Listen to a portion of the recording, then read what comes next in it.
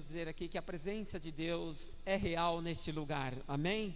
Eu confesso para os amados irmãos que eu estou aqui fortalecido nesta noite com as palavras que tenho já ouvido na ministração dos louvores e na ministração agora da oferta, juntamente com a pastora Lu, porque Deus tem colocado uma palavra ao meu coração para eu compartilhar com vocês, e louvo a Deus porque o hino que eu escutava no momento que eu estava meditando é exatamente "Ó que tremenda graça". E a pastora Lu trouxe aqui uma palavra muito interessante: Jesus provedor, é através da minha vida eu sendo provedor. Olha que coisa linda.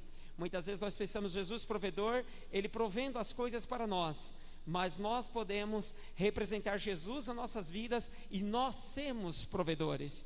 Então, diante desse ponto, diante desta análise, eu gostaria de convidá-los para que abram suas Bíblias na carta que Paulo escreve à igreja em Gálatas, carta aos Gálatas, capítulo 2, versículo 20, um versículo conhecido de alguns ou de todos, e é nesta palavra, nesse versículo, que eu gostaria de estar aqui trazendo o que Deus tem colocado aos nossos corações. Paulo, no momento da sua vida, ele vai dar um grito de liberdade, e ele vai dizer assim no capítulo 2, versículo 20 da carta aos Gálatas: já estou crucificado com Cristo, e vivo, não mais eu, mas Cristo vive em mim. E a vida que agora vivo na carne, vivo-a na fé do Filho de Deus, o qual me amou e se entregou a si mesmo por mim. Paulo, ele traz aqui algo muito interessante nessa expressão. Ele diz assim: a vida que agora vivo na carne, vivo-a na fé do Filho de Deus. Ali nós temos pela fé, mas eu gostaria de ficar com essa versão do Almeida Corrigida, que ele diz: na fé do Filho de Deus.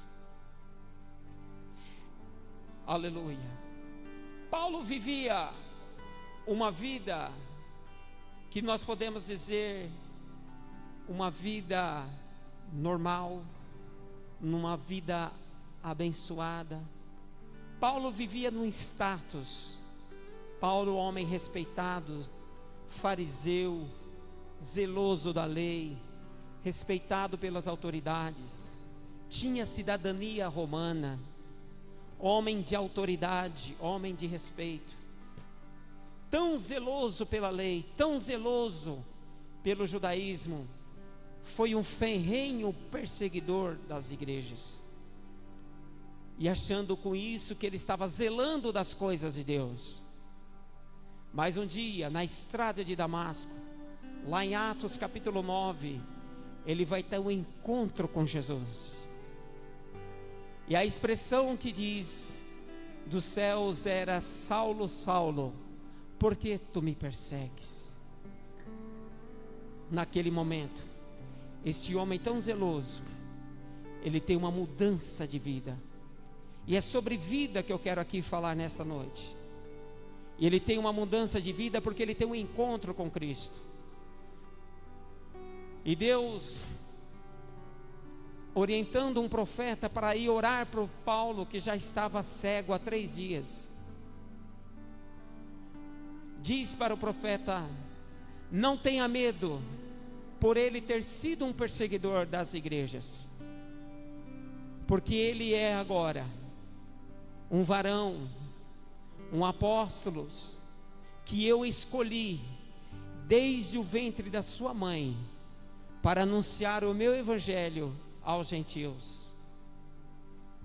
E Paulo agora tem esse momento, onde ali, mediante a oração do profeta, a Bíblia diz que cai as escamas dos seus olhos, ele volta a enxergar, e é batizado com o Espírito Santo, e se torna no maior evangelista da Bíblia, um homem, aleluia, que realmente resolveu viver uma vida com Jesus, uma vida dedicada ao Evangelho, uma vida vivida no amor de Cristo, e ele agora se torna o grande evangelista, começa a anunciar o Evangelho, começa a ser desacreditado por uns, mas ao mesmo tempo acreditado por outros. E nós vimos aqui há 2 domingos a pastora Lu ministrando e dizendo que por suas mãos Deus fazia coisas extraordinárias. E agora Paulo, já no final da sua vida, do seu ministério, preso, ele vai escrever a carta aos Gálatas e vai citar esta verdade sobre a vida dele que ele tinha, que ele não vivia mais ele, mas Cristo vivia dentro dele. O que eu acho tão lindo, irmãos, que Paulo, ele entendeu o seu chamado, ele entendeu a qualidade de vida que ele viveria com Cristo, e ele entendeu a sua missão, e ele entendeu que ele teria que ir até o fim, e romper todos os limites estabelecidos pelos homens. Quando ele é preso, lá na Judeia, as autoridades chegam diante dele e dizem assim: se você pedir, eu posso julgar você aqui, e você ser inocentado. Mas ele dizia: me manda para Roma, porque eu quero ser julgado em Roma. Mas a pergunta foi: se você for para Roma, possivelmente você será preso, condenado e morto. E ele disse: me manda para Roma, porque ele sabia que na prisão ele alcançaria os romanos. E diz a história que no período que Paulo esteve preso, foi o momento que ele mais evangelizou para toda a guarda pretoriana e para as autoridades romanas, e alcançou Roma, alcançou o seu objetivo, porque ele já dizia dentro do seu coração: prossigo para o alvo, pelo prêmio da soberana vocação de Deus. Aleluia, eu esqueço das coisas que para trás ficam, e prossigo para o alvo, pelo prêmio da soberana vocação de Deus. Paulo buscou viver uma qualidade de vida, Paulo buscou viver uma vida com Deus, e é isto que eu quero nessa noite compartilhar com a amada igreja. Se eu perguntasse para vocês aqui nessa noite: o que é a vida? E a vida, ela pode ser resumida com uma simples expressão: é o tempo de existência de qualquer coisa. É o tempo de existência de uma planta, é o tempo de existência de um animal, é o tempo de existência do ser humano. Vida é o tempo de existência de qualquer coisa.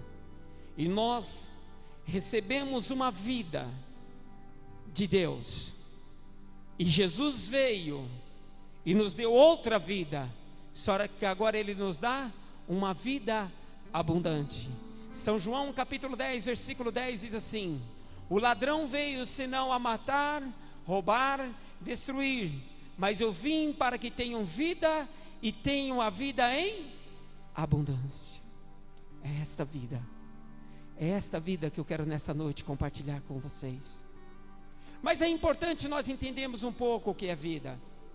É importante a gente analisar o que a filosofia, que a história, que a ciência, o que a psicologia fala sobre a vida. E houve uma entrevista com os renomados filósofos brasileiros, Luiz Felipe Pondé, Leandro Carnal, Mário Sérgio Cortella, Clóvis Barros e Jô Soares. Todos eles foi direcionado a esta pergunta: o que é a vida? Cada um foi entrevistado de uma forma separada. Cada um teve seu dia de entrevista. Clóvis Barros, ele olha para o entrevistador e diz assim: vida é potência sobre potência. E resumiu-se somente a isso. Jô Soares: vida, eu amo a vida e sou contra o suicídio. Pondé exaltou a vida como algo natural. Mas o que me chamou a atenção foi o que Cortella diz sobre a vida. Mário Sérgio Cortella, nas suas palavras, ele vai dizer: a vida é um mistério que eu não conheço a origem, não sei qual é o término, mas sei que faço parte dela. Fui com ela blindado. Não é algo que permanecerá em mim para sempre, mas enquanto eu estiver nela, não quero desperdiçá-la e nem descartá-la. É um mistério que eu fui blindado e que eu reverencio e sou grato,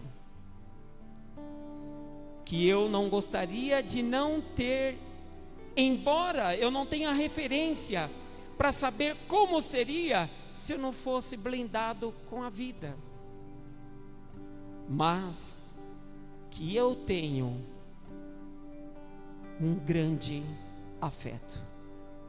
Nós vamos ver aqui um filósofo falando sobre vida. É importante nós entendermos que Paulo já vivia a filosofia. Paulo encarou os filósofos da época, principalmente quando ele chega em Atenas, e ali ele vê os deuses, os filósofos falando sobre as suas divindades, e ele vê um altar onde está escrito ao Deus desconhecido, e Paulo diz: é sobre esse Deus que eu quero falar aqui para vocês. Paulo também sabia entender a filosofia. O que me chamou a atenção nas palavras de Mário Sérgio Cortella, um filósofo respeitadíssimo, um homem de uma inteligência admirável, e ele diz assim: a vida é um mistério que eu não conheço a origem. Se pegarmos qualquer criança agora ali naquela salinha e perguntar para ela de onde vem a vida, ela vai dizer: vem de Deus. E um filósofo, ele diz, são palavras dele: eu ouvi e digitei conforme a palavra dele. Eu não conheço a origem e muito menos sei o término. E nós aqui nesta noite, irmãos, nós sabemos muito bem o que é a vida, sabemos muito bem a origem. Só que tem uma coisa, aleluia: a nossa vida não tem um término. A nossa vida não tem um término. Você pode glorificar o Senhor, aleluia. Quantos pensando em cometer o suicídio, irmãos? Quantas instituições que tiveram seus índices de suicídios, principalmente durante a pandemia, totalmente estourados. Seus índices ultrapassaram a normalidade. E hoje nós estamos aqui para celebrar a vida, para dizer que nós temos vida e vida em abundância, para dizer que nós aqui, como o apóstolo São Paulo: eu não vivo mais eu, mas Cristo vive em mim. A grande verdade é que a sociedade, o mundo busca qualidade de vida, e eu sou a favor de qualidade de vida. E qualidade de vida para a humanidade, ela está voltada ao quê? A você ter saúde emocional, saúde mental, saúde física, saúde profissional, saúde social e saúde espiritual. Quando você está bem profissionalmente, quando você está bem socialmente, quando você está bem com a sua família, bem com os seus amigos, isso é saúde. Quando você está bem fisicamente, isso é saúde. Quando as suas emoções, você está vivendo os seus sentimentos e você está vivendo dentro de um equilíbrio emocional, isso é saúde. Quando a sua mente está bem, está perfeitamente dentro das suas normalidades, isso é saúde. E quando o teu espírito, aleluia, testifica com o Espírito de Deus, que somos filhos de Deus, você tem saúde espiritual. Qualidade de vida é isto, e é isto que Deus veio nos dar, para nós vivermos nessa terra em qualidade de vida. E esta vida, irmãos, ela se torna muito melhor quando esta qualidade está relacionada com uma vida em Cristo Jesus. Fisicamente eu posso frequentar uma academia, posso realizar meus exercícios físicos e estar bem, me alimentar bem, beber bastante água, ter uma dieta, comer bem. E eles recomendam, há uma recomendação da OMS, Organização Mundial da Saúde, e eles recomendam se comer bem, se alimentar bem, relaxar, descansar, ter contato com a natureza. Diz que o fato de você sentar e começar a contemplar a natureza, esta paz, essa tranquilidade, renova os seus glóbulos brancos, olha só que interessante, no sangue, e você adquire uma imunidade contra vírus, contra qualquer oponente do seu organismo. Isso é qualidade de vida, e muitas vezes nós ignoramos isso, mas nós temos que buscar, não somente a questão aqui terrena, não somente esta vida terrena, mas nós, irmãos, temos uma qualidade de vida que está acima daquilo que a OMS prega, do que os médicos falam, que a sociedade dita. Mas não é sobre essa qualidade de vida. A OMS, ela diz, a qualidade de vida está diretamente associada à autoestima, ao bem-estar pessoal, e compreende vários aspectos como capacidade funcional, nível socioeconômico, estado emocional, interação social, atividade intelectual, estilo de vida, ambiente que você vive, formas de se obter qualidade de vida, sono, alimento, água, relaxamento, contato com a natureza. Isso aqui, irmãos, são organizações que estão preocupadas com a qualidade de vida. E nós, cristãos, temos que buscar essa qualidade de vida? Sim. O nosso lar ser um lar de paz, um lar de bênção? Sim.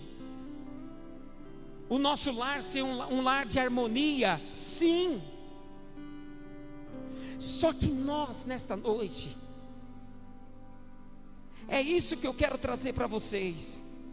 Apesar de tudo isso, dessa qualidade, pensa nisso, vamos pensar uma família que está bem estruturada, uma família que vive uma vida saudável, todos assim já realizados profissionalmente, todos já vivendo assim uma vida normal, com suas propriedades, seus filhos saudáveis, casamento abençoado, enfim, tudo bem.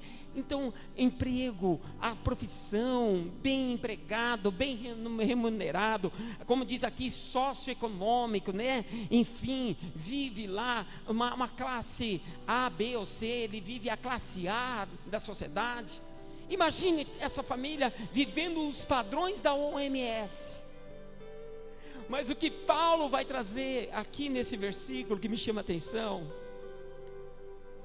ele diz assim: eu já não sou mais eu que vivo, é Cristo que vive em mim. Porque aí eu pergunto para vocês: o que adianta ter qualidade de vida e não vencer o pecado? Aí é que está o segredo. Qualidade de vida, para ser plena, completa, é a qualidade de vida quando você vence o pecado dentro de você, através da vida de Cristo que você está vivendo. A vida de Cristo que você está vivendo dentro de você. Aleluia. É você ser luz, como já foi dito. É você ser sal, como já foi dito. É você ser provedor, como já foi dito. Olha que coisa linda. Jesus diz assim: que os homens glorifiquem a Deus através das obras que estão sendo reveladas, através da luz que está brilhando sobre a tua vida. A luz brilha sobre você, mostra as tuas obras, e as tuas obras faz com que os homens glorifiquem a Deus através da sua vida. Isso é qualidade de vida. Aleluia. Nós somos presenteados pela vida. Cortella diz assim: eu não entendo por que eu recebi a vida, mas ao mesmo tempo eu agradeço, eu honro, eu reverencio a vida que eu recebi, porque eu não sei o que eu seria, onde eu estaria, se eu não fosse blindado com a vida. O que eu louvo a Deus, irmãos, parou para pensar que você aqui nessa noite foi blindado com a vida? Deus te deu a vida, aleluia. Deus nos deu a vida. Só que agora, irmãos, a vida, ela não atingiu a sua perfeição, porque o pecado entrou. O pecado entrou e rompeu o relacionamento entre Deus e os homens. Isaías 59 diz que o pecado, ele faz a divisão entre Deus e os homens. E agora vem Jesus e religa o homem a Deus. Jesus vence o pecado, Jesus vence a morte, e agora ele faz com que nós vivamos uma vida perfeita. Esta vida com Jesus é maravilhosa, aleluia, aleluia. O segredo nesta noite é nós entendermos que nós temos que viver uma vida com Jesus. Uma vida com Jesus faz com que as coisas fluam bem. Fluam bem. Já estou crucificado com Cristo. Paulo está dizendo: a cruz representa a minha vitória. A cruz representa a vitória da vida sobre a morte, da justificação sobre a condenação, da regeneração sobre a degeneração da raça humana. A cruz me trouxe esperança, a cruz me trouxe a saída, a cruz me trouxe a vitória, a cruz me trouxe a nova vida, a cruz me trouxe vida. Então eu já estou crucificado com Cristo. Eu não vivo mais eu não vivo mais eu, mas Cristo vive em mim. Porque Paulo, ele entra numa batalha espiritual lá em Romanos capítulo 7, e ele está numa briga com a lei. Ele diz: a lei é santa, a lei é boa, mas tem uma coisa: eu não sabia o que era arrogância, o que era orgulho, eu não sabia o que era mentira, eu não sabia o que era pecado antes que a lei me informasse. Mas a lei veio e me informou, e eu tentei através da lei buscar essa perfeição. Só que pelo contrário, a lei cada vez mais me informava sobre o meu erro, e o meu corpo agora se sentia o quê? Culpado. E ele vai dizer: miserável homem quem sou, quem me livrará desse corpo da morte? Quem me livrará desse corpo de pecado? Quem me livrará desse corpo condenado à morte? Quem me livrará desse corpo já sentenciado pela lei? Aleluia. E agora ele brada, aleluia, que Jesus, aleluia, é aquele com que faz com que toda condenação, todo pecado seja perdoado. E ele escreve Romanos capítulo 8: portanto, nenhuma condenação há para aqueles que estão em Cristo Jesus. Nenhuma condenação há para aqueles que estão em Cristo. E eu acho bonito também no capítulo 8, quando ele vai dizer sobre essa condição da sua vida, essa condição que ele não tinha como superar. E ele vai dizer: a lei do Espírito de vida em Cristo Jesus me livrou da lei do pecado e da morte. É por isso que agora ele diz assim: eu não vivo mais eu, mas Cristo agora vive em mim, porque agora eu estou vivendo a lei do Espírito de vida. Aleluia. Igreja, nós temos o Espírito Santo dentro de nós. Nós temos espírito de vida, nós temos espírito de paz, nós temos espírito de esperança, nós temos espírito de fé, nós temos espírito de amor, nós temos Espírito Santo dentro de nós. Então nós vivemos uma vida perfeita em Cristo Jesus. Aleluia. Uma vida saudável em Cristo Jesus. Satanás está tentando roubar, matar e destruir, mas Jesus vem nesta noite proclamando e dizendo: eu tenho vida e tenho vida em abundância. Nada morreu na nossa vida, meus irmãos, nada morreu. Não morreu nossa esperança, não morreu a nossa fé, não morreu a nossa saúde, não morreu nada, porque nós vivemos a vida em Cristo Jesus. Romanos capítulo 8, versículo 2: porque a lei do Espírito de vida em Cristo Jesus me livrou da lei do pecado e da morte. Paulo está dizendo: eu não sou mais condenado à morte, eu sou condenado, ou melhor, eu sou direcionado a viver uma vida em Cristo Jesus. É uma vida, aleluia, pela a vida do Espírito. E ele vai dizer então aos Gálatas: eu não vivo mais eu, mas Cristo vive em mim. E a vida que eu estou vivendo agora? Quando ele diz assim: Cristo vive em mim, Filipenses capítulo 1, versículo 21. Olha, o Paulo vai dizer: porque para mim o viver é Cristo, e o morrer é lucro, é ganho. Quantos têm medo da morte? Aleluia. Quando eu disse aqui no início, eu vim para que tenham vida e vida em abundância, irmãos. Aí é que está o segredo. Quando o diabo pensou que a morte era o fim para nós, Jesus veio e mostrou que a morte é o passaporte para viver a eternidade. Aleluia. Jesus veio para mostrar que a morte é lucro. É por isso que quando Paulo está pronto para ser morto, e ele escreve a Timóteo: já estou pronto para ser apresentado, para ser oferecido por aspersão, eu já estou pronto para morrer.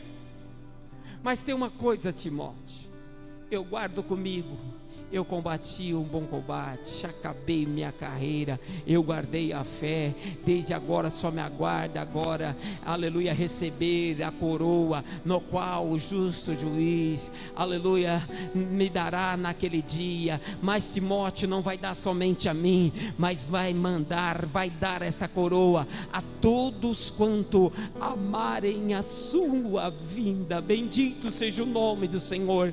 Igreja, vamos viver o nossos dias aqui com a nossa esperança de que logo mais nós estaremos reinando com Cristo para sempre. Então morrer para mim é lucro, porque para mim agora o viver é Cristo. Eu quero viver uma vida para Cristo, eu quero viver uma vida em Cristo. Cristo vive em mim, Cristo vive em mim, Cristo é tudo em mim. O meu pensamento é de Cristo, a minha vida é de Cristo, a minha mente é de Cristo, meu coração é de Cristo, tudo em mim é de Cristo. Eu quero viver. Então por isso que Paulo, ele dá esse brado: não vivo mais eu não dou mais ordem em mim, a minha vontade não é mais a minha, o meu querer já não é mais o meu querer, mas a minha vida agora é direcionada, a minha vida é guiada pelo Espírito Santo, é direcionada pela palavra de Deus, é direcionada pelo Espírito. Eu quero viver agora uma vida inteiramente na onde? Na fé do Filho de Deus. Aí eu paro e pergunto: vocês já pararam para analisar a fé de Jesus aqui na terra?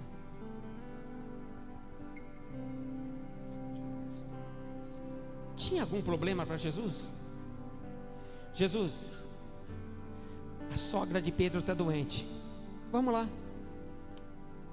Jesus, a filha de Jairo está bem doente e já está à beira da morte. Jesus, Lázaro morreu, seu grande amigo, a família está arrasada, aquela família que o Senhor ama. E a Bíblia diz que Jesus chorou quando chegou lá na casa da família de Lázaro. Para Jesus, irmãos, não tinha problema nenhum. Jesus, Lázaro morreu, e Jesus olha e diz assim: ele não morreu, ele dorme. Aleluia, aleluia. Vida com Jesus é isso, irmãos. Quando você pensa que a morte é apenas um sono, quando você pensa que é o fim, é apenas o início de uma nova etapa de milagre. Aleluia. Quando você pensa que não tem mais jeito, aí sim é que tem jeito, aleluia, para um milagre maior. E Jesus fez questão de aguardar 4 dias. Só no terceiro dia que ele resolve ir lá para Betânia. E chegando lá, onde colocaram ele? Vem ver, Senhor. Tem pedra, tem sepulcro, tem mau cheiro, tem atas sobre ele. Acabou, Jesus. Tirai a pedra. Vida com Jesus é isso, irmãos. É romper obstáculos, é viver uma vida de fé. E Paulo foi muito além disso, irmãos. Ele disse: eu quero viver a fé de Jesus. É isso que me tocou nesse versículo, irmãos. Muitas vezes a gente fala: eu não tenho fé, a minha oração parece que nos passa do teto. Eu estava ao lado da pastora Lu, quando sua prima ligou. E quando a pastora Lu começa a falar,